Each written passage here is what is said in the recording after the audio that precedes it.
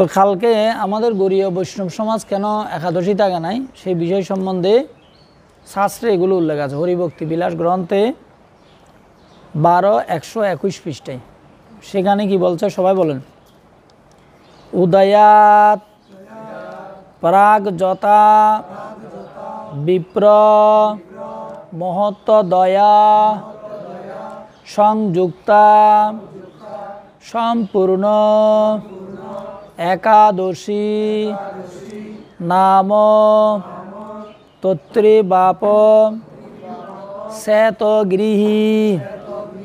হে দ্বিজ, সূর্যোদয়ের পূর্বে 2 মুহূর্ত অর্থাৎ 96 মিনিট একাদশী থাকলে তাকে সম্পূর্ণ একাদশী বলে। ওই দিনই উপবাস করা বিধেয়। এরপরে আরেকটা হরিভক্তি বিলাস গ্রন্থে 12-124 পৃষ্ঠে বলছে অরুণোদয়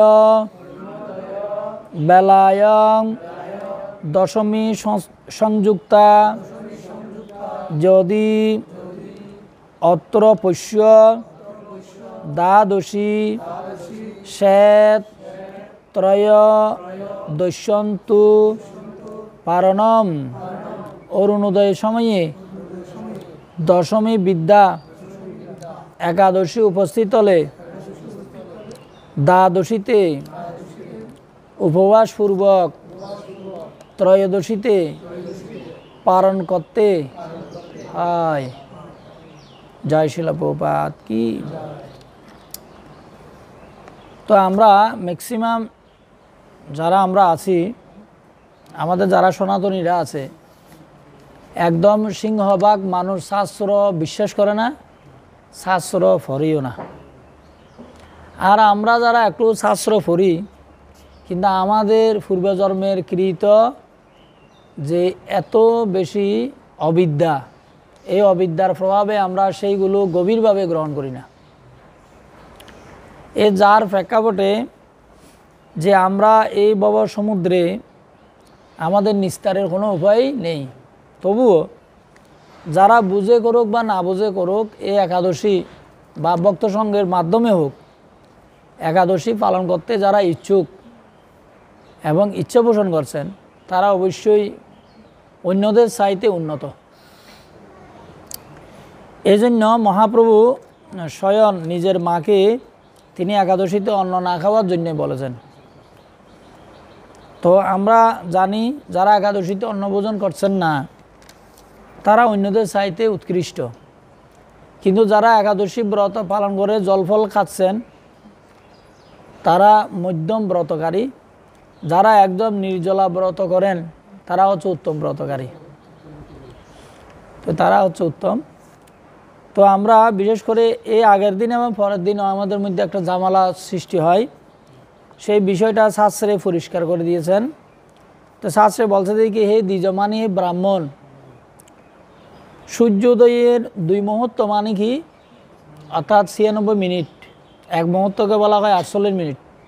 তাহলে 48 × 2, 48 দুগুণ কত, 96 মিনিট পূর্বে একাদশী যদি সংযুক্ত হয়, সম্পৃক্ত হয়, সংযুক্ত হয়, হ্যাঁ, ওই দিনে সম্পূর্ণ একাদশী বলা হয়।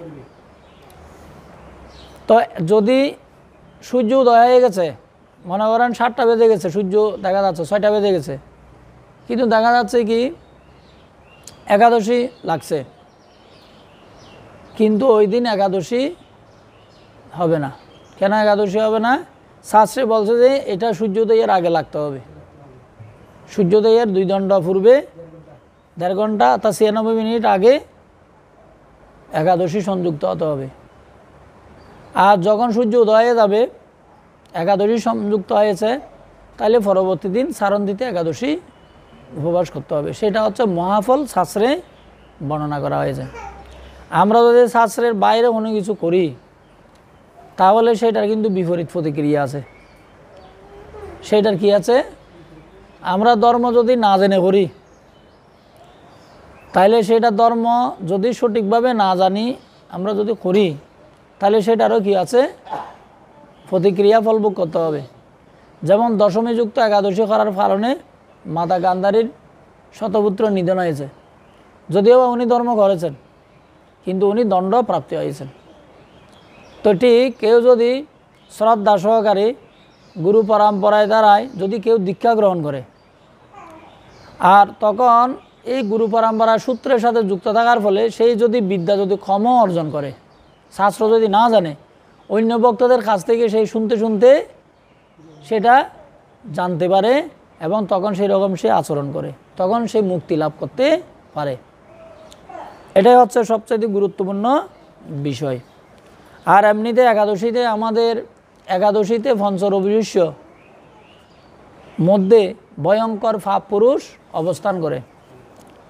তো এই পাপ পুরুষ কি কি পাপ দ্বারা নির্মিত, আপনারা কি কেউ কি বলতে পারেন? এই পাপ পুরুষটা কি পাপ দ্বারা নির্মিত, এই বিষয়টা বলতে হবে। এই যে পাপ পুরুষ যে পঞ্চরবিশস্যের মধ্যে অবস্থান করে, কেন আমরা একাদশীতে অন্যান্য রবিশস্য খাই না, পঞ্চরবিশস্য বাদ দিয়ে অন্যগুলো খাই? তো কারণ শাস্ত্রে বলা হচ্ছে যে একাদশীতে পঞ্চরবিশস্যের মধ্যে পাপ পুরুষ অবস্থান করে। এই জন্য পাপ পুরুষ যেখানে অবস্থান করে, যদি আমরা একাদশী ব্রত না করি, সমস্ত প্রকারের পাপের প্রতিক্রিয়া আমাদেরকে ভোগ করতে হয়। তো শাস্ত্রে বলা হচ্ছে, এখানে ব্যাসদেব বলছেন, সৃষ্টির প্রারম্ভে ভগবান এই জড় সংসারে স্থাবর জঙ্গম সৃষ্টি করলেন। মর্ত্যলোকবাসী মানুষদের শাসনের জন্য একটি পাপ পুরুষ নির্মাণ করলেন। পাপ পুরুষের মাথাটি ব্রহ্মহত্যা পাপ দিয়ে, তাহলে পাপ পুরুষের মাথাটি কি হত্যা? ব্রহ্মহত্যা পাপ দিয়ে। সর্বশ্রেষ্ঠ পাপ কি? ব্রহ্মহত্যা। তাহলে মাথাটি কি দিয়ে তৈরি পাপ পুরুষের? আর চক্ষু দুটি মদ্যপান। এই পাপ পুরুষের দুটি চক্ষু আছে, মদ্যপান দ্বারা পাপ দ্বারা নির্মিত। মুখ স্বর্ণ অপহরণ। স্বর্ণ মানে কি? সোনা। এই স্বর্ণ অপহরণ করলে যে পাপ, ওই পাপ দিয়ে পাপ পুরুষের মুখ গঠিত। দুই কর্ণ। এই যে পাপ পুরুষের দুটি কান আছে, এই দুই কর্ণ হচ্ছে কি? দুটি কান। গুরুপত্নী গমন, অর্থাৎ গুরুদেবের স্ত্রী আমাদের মা হয়। কেউ যদি গুরুদেবের স্ত্রীর প্রতি আসক্ত হয়, তাহলে গুরুদেবের স্ত্রী আর মার মধ্যে কোনো পার্থক্য আছে না, তাহলে তার কি হচ্ছে? সেটা গুরুপত্নী গমনজনিত পাপ। এই কর্ণ দুটি পাপ পুরুষের গুরুপত্নী গমনজনিত পাপ। দুই নাসিকা স্ত্রী হত্যা পাপ। স্ত্রীকে হত্যা করা পুণ্য নাকি পাপ? কিন্তু স্ত্রীকে হত্যা করা হচ্ছে কি? মানুষ না বুঝে অন্য কোনো কারণে, বিভিন্ন কারণে স্ত্রীকে হত্যা করে। এই স্ত্রীকে হত্যা করার ফলে যে পাপ হয়, সে পাপ হচ্ছে কি? দুই নাসিকা স্ত্রী হত্যা পাপ। পাপ পুরুষের দুটি পাপ। এই যে পাপ হচ্ছে কি? স্ত্রীকে হত্যা করার যে পাপ, ওই নাসিকা দুটি সেই পাপ দিয়ে নির্মিত। পাপ পুরুষের যে গোহত্যা, দুই বাহু। পাপ পুরুষের কয় বাহু আছে? দুই বাহু, গোহত্যাজনিত পাপ। শাস্ত্রে বলা হচ্ছে কি? গাভীকে হত্যা করলে আমাদের পাপ হয়, এজন্য আমরা গাভীকে হত্যা করতে পারি না। গাভীর মধ্যে সমস্ত দেবতারা বিরাজমান। এমনকি শাস্ত্রে বলা হচ্ছে, কারো যদি গ্রহ নক্ষত্র আদি খারাপ রাশি হয়, গাভীকে যদি পালন করে, গাভীকে যদি আদর করে, গাভীকে যদি কোনো খাদ্য দান করে, তাহলে তিনি সমস্ত গ্রহের দোষ জাত কর্মফল থেকে সে মুক্ত হয়ে যায়। কিন্তু এমন গাভীকে যদি হত্যা করা হয়, তাহলে কি হয়? তার গোহত্যাজনিত পাপ হয়। এই গোহত্যাজনিত পাপ দুই বাহু নির্মিত হয়েছে। কার? পাপ পুরুষের। গ্রীবা হচ্ছে কি? এই যে আমরা যেটা গ্রীবা বলি, ধন অপহরণ। এই যে ধন অপহরণ করলে কি হয়? পাপ হয়, সেই পাপ দ্বারা নির্মিত। গলদেশ, গলদেশ হচ্ছে ভ্রূণ হত্যা। গর্ভস্থ শিশুকে হত্যা করলে যে পাপ হয় সেটা হচ্ছে ভ্রূণ হত্যাজনিত পাপ। বক্ষ হচ্ছে পাপ, পুরুষের বক্ষটি পরস্ত্রী গমনজনিত পাপ, পরস্ত্রী গমনজনিত পাপ। ওদর তার আত্মীয় স্বজন জনিত বধ করা পাপ। তাহলে পাপ পুরুষের ওদরটা কি দিয়ে তৈরি হয়েছে? আত্মীয় স্বজনকে পাপ, আত্মীয় স্বজনকে বধ করা সেটা পাপ।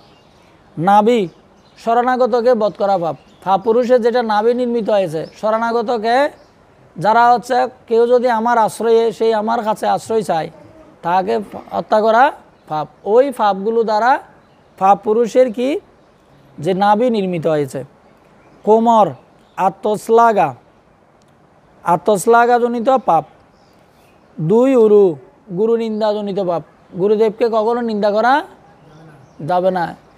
তিনি ব্রাহ্মমধ্য গরীয় সম্প্রদায় বা চারি সম্প্রদায় প্রণালী মহাপ্রভু যেভাবে দিয়েছেন ওই ধরনের সে আমার গুরু না হতে পারে, কিন্তু তবুও তাকে নিন্দা করা যাবে না, কেননা তিনি গুরু পরম্পরা দ্বারা অন্য কারো গুরু হতে পারে।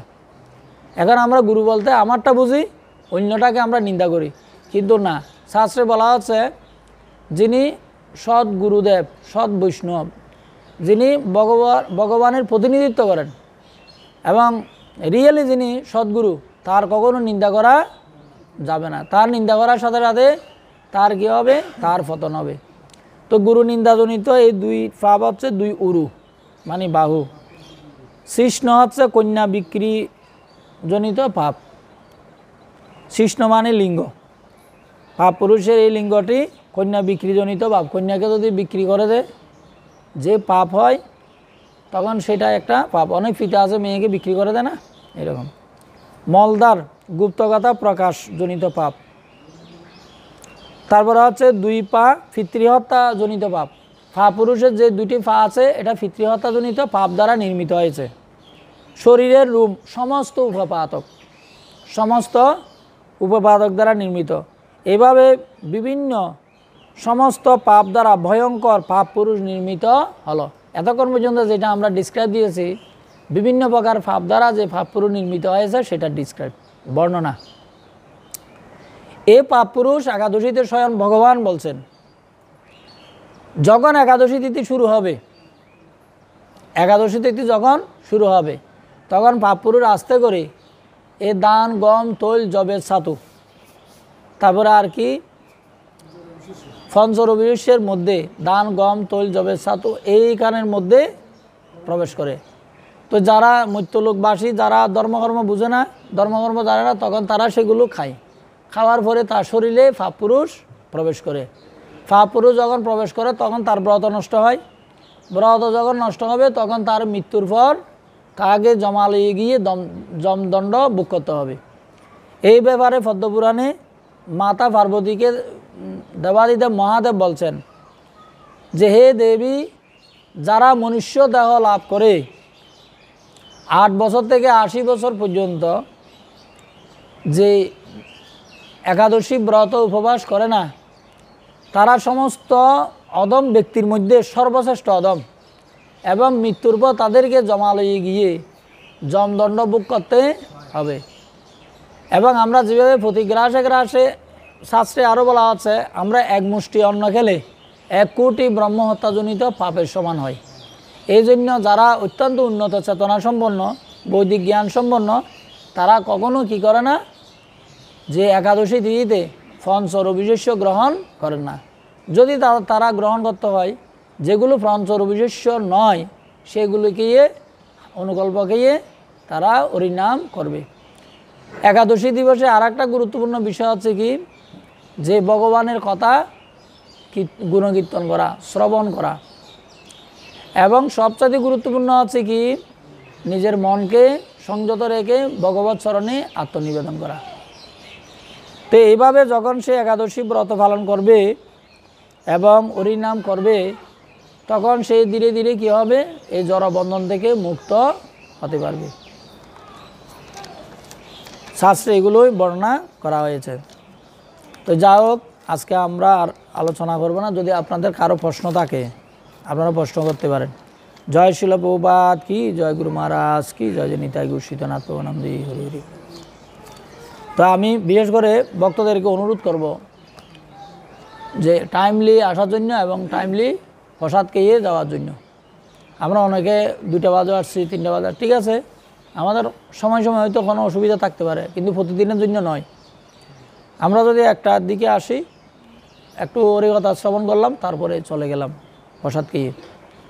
তো কালকে আগামীকালও এরকম ঘুম থেকে উঠে, মানুষ তো এমনি প্রাতকালীন সময়ে ঘুম থেকে ওঠা উচিত। তো যদি তারা যদি 7:30টার দিকে আসে, 9টা প্রসাদ পেয়ে চলে যেতে পারে। আমরা এখানে প্রসাদ দেওয়ার জন্য বিলম্ব করি না, কিন্তু ভক্তরা যখন খুব লেটে আসে তখন আমরা অপেক্ষা করতে করতে আমাদের অনেক সমস্যা হয়ে যায়। তখন আমাদের কেউ অফিসে যাবে, কেউ বিভিন্ন কাজ করবে যাবে, ওনাদের সমস্যা হয়ে যায়। তো এই জন্য আমি চাচ্ছি একটা নিয়মানুবর্তিতা হোক। আমরা প্রসাদ অনেক কষ্ট করে এটা ধরে রাখছি, আমাদের বিভিন্ন বক্তব্য থেকে কত কাগজে বিনীত করে ডোনেশন নিয়ে আসি। কেন? আমরা যাচ্ছি আমাদের মন্দিরে যারা আসুক, তিনি যাতে উপবাস না যায়, এটা হচ্ছে ভক্তদের বৈষ্ণবদের করুণা, ছিল প্রভুপাদ বলছেন। তো আমরা ছিল প্রভুপাদের এই করুণায় নিয়ে আসি, আমরা প্রভুপাদের কথা মেনে চলার জন্য, গুরু মহারাজের কথা মেনে চলার জন্য চেষ্টা করছি। তো এই জন্য আপনারা আমাদের দুর্বলতার সুযোগটা নেবেন না। কেন? আমরা মন্দিরে আসলে একটু আপনারা টাইমলি আসবেন, টাইমলি যাবেন, প্রসাদ পেয়ে যাবেন এবং হরিকথা শ্রবণ করবে যাবেন। এটা হচ্ছে আমাদের যে আহ্বান। তো ঠিক আছে, যদি আজকের আলোচনাতে যদি কোনো প্রশ্ন থেকে থাকে আপনারা কীভাবে করে বলবেন। হরে কৃষ্ণ। আমরা দেখি যে শুক্রবারও এরকম, শুক্রবারে 4টে লোক আসে, তাহলে কীরকম? হ্যাঁ, 4টে আসবে, ঠিক আছে, ওনার কোনো অসুবিধা থাকলে আসতে পারে, কিন্তু সবার জন্য তো না। অনেকে এখানে খুব কাছে আছে, কিন্তু দেখি যে 2টা বাজে আসছে, 3টা বাজে আসছে। তাহলে আমরা ছিল প্রভুপাদ যে বলছে যে আমরা যদি নিয়মানুবর্তিতা কোনো কার্য না করি, তাহলে আমরা বুঝতে পারবো যে আমাদের গুণ হচ্ছে তমগুণ। আমাদের একটা শিডিউল, একটা নির্দিষ্ট সময়ের মধ্যে আসবো, নির্দিষ্ট সময় চলে যাব। হ্যাঁ, মাঝে মাঝে হয়তো অসুবিধা হতে পারে, সবাই বিভিন্ন কাজকর্ম করে থাকতে পারে, কিন্তু প্রতিদিন এরকম না। আমাদের মানসিকতা গড়ে তুলতে হবে, আমি সঠিক সময়ে যাব, সঠিক সময়ে চলে আসবো। কিন্তু আপনাদের সাথে বিলম্ব করতে করতে আমাদেরও বিলম্ব হয়ে যায়। আমরা তো এখানে অনেকে পার্ট টাইম ডিউটি করে, যারা এখানে পূজারি আছে বা যারা এখানে সেবক আছে, ওদেরও কিন্তু যে আপনাদের থেকে আরও দ্বিগুণ পরিশ্রম করতে হয়। আপনারা ঘুম থেকে 7টা বাজে উঠে, আমরা 7টা বাজে ঘুম থেকে উঠতে পারি না, সে ডিউটি টু ডিউটি করতে হয়। হ্যাঁ, শুক্রবার রাত 9টার দিকে, কিন্তু ওরা সারাদিন উপবাস থাকবে, কিন্তু উপবাসটা লাগবে তো কাটার দিকে 9টার দিকে। কিন্তু এরপরে যে এরা অনেকে যারা আগে থেকে যাবে, শনিবারে উপবাস থাকবে না, শুধু উপবাস, এদের কি গতি হবে বা কি ফল লাভ করবে বলবেন? আসলে শিবের আর এক নাম আছে আশুতোষ। তিনি বৈষ্ণব, তো তিনি কোনো দোষ দর্শন করে না। কিন্তু আমাদের জানা উচিত যে আমাদের সারণ দিতে উপবাস করা ভালো, যেটা এটা সারণ দিতে, এটা সব উপবাসগুলো কিন্তু একই ধরনের ক্রাইটেরিয়া।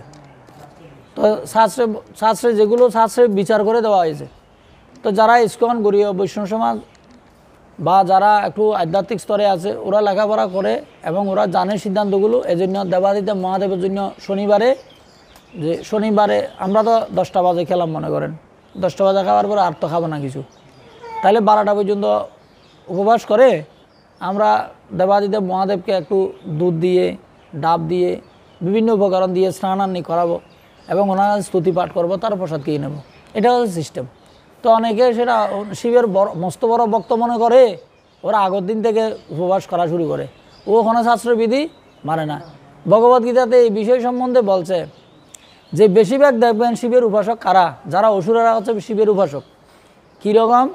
অশাস্ত্র বিহিত গুরং তৈপ্যন্ত যে তপজনা দম্ভ অহংকার সংযুক্তং কাম রাগ বলম্বিত। ভগবান ভগবদ্গীতাতে বলছেন যারা দম্ভ, অহংকার, কাম এবং ক্রোধ বলম্বিত হয়ে, আর কি করে বলম্বিত হয়ে, তারা অবিবেকী মানুষসমূহ, দেহস্থ ভূতসমূহ, অন্তরস্থ পরমাত্মা সমূহকে, এবং তারা ক্লেশ প্রদান করে। যারা তপস্যা করে তারা হচ্ছে আসরিক তপস্যা। এই জন্য তাদের উচিত যে তাদের পূর্বের দিন আত্মসংযম করে পরের দিন তাদের সুন্দরভাবে দেবাদিদেব মহাদেবের জন্য উপবাস করা। তো যারা আসরিক প্রবৃত্তি হবে সেই রকম ফল লাভ করবে, সেই রকম গতি হবে। আমরা বলছি না সরাসরি, কিন্তু শাস্ত্রে বলছে যে এটা আসরিক প্রবৃত্তি। যেমন আমরা জানি যে দেবাদিদেব মহাদেবের যে ভস্মাসুর, উনি শাস্ত্র পড়ে উনি কারো কাছ থেকে ভাগবত ফাটক থেকে জানতে পারছেন যে অল্প সময়ের মধ্যে দেবাদিদেব মহাদেবকে কী করা যায়, সন্তুষ্ট করা যায়। তিনি কোথায় চলে গিয়েছে, কাশ্মীরে গিয়ে তিনি 6 দিন যাবৎ তপস্যা করা শুরু করলেন। যখন দেবাদিদেব মহাদেব শেষের দিন যখন উনি আসছেন না, তখন মাংস কেটে কেটে তিনি সোয়া দিচ্ছেন যজ্ঞে। তো মহাদেব তো এমনি ভোলানাথ, উনি এসে বলছে থামো বর্ষ, তোমাকে আমি বর প্রদান করবো। তো এমন একটা বর চাইলেন যেটা হচ্ছে অত্যন্ত দুঃখজনক। তো বৈষ্ণবরা যদি কোনো বর চায়, তিনি দেবাদিদেব মহাদেবের কাছে কী বর চাইতে পারে, যাতে ভগবান বিষ্ণু যাতে কৃপা লাভ করতে পারে। জড়বন্ধন থেকে মুক্ত হওয়ার জন্য ভগবানের কাছে প্রার্থনা করা উচিত, কিন্তু বাস্তবিক পক্ষে নিজের ধর্ম অর্থ কাম এগুলো সম্ভব করার জন্য চাওয়ার কোনো আবশ্যকতা নেই। তো যারা ধর্ম অর্থ কাম সম্ভব করার জন্য কিছু চাইবে, তো তারা এইভাবে জন্ম মৃত্যু চক্রে আবর্তন করবে, তারা ভববন্ধন থেকে মুক্ত হতে পারবেন না। তো দেবাদিদেব মহাদেব এমন একজন শক্তিশালী বৈষ্ণব, তিনি আমাদেরকে ভক্তি দান করতে পারেন। কৃষ্ণ যে তুমি দিতে পারো, তোমারও শক্তি আছে। তো দেবাদিদেব মহাদেব এইরকম, ওনার কাছে আমরা কৃষ্ণ ভক্তি চাইব, আমরা অন্য কিছু চাইব না। আর যারা জড়জাগতিক ধন চাই, ওনার কাছে ওই রকম করে থাকবে। দুইটার প্রতিক্রিয়া। হরে কৃষ্ণ। জয় শিল প্রভুপাদ কি, জয় গুরু মহারাজ কি।